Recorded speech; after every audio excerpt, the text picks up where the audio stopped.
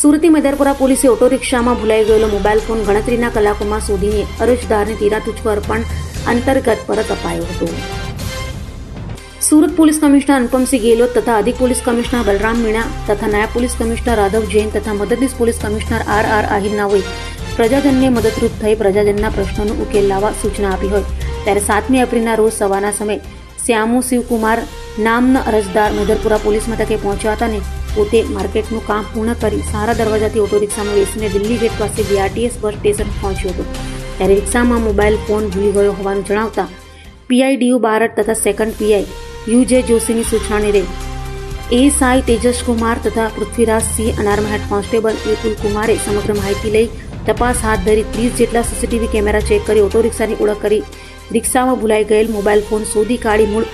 માલિક શ્યામુ શિવકુમારને તેરા તુજકો અર્પણ કાર્યક્રમ અંતર્ગત પરત કરતા તેઓ દ્વારા પોલીસનો આભાર વ્યક્ત કરાયો હતો.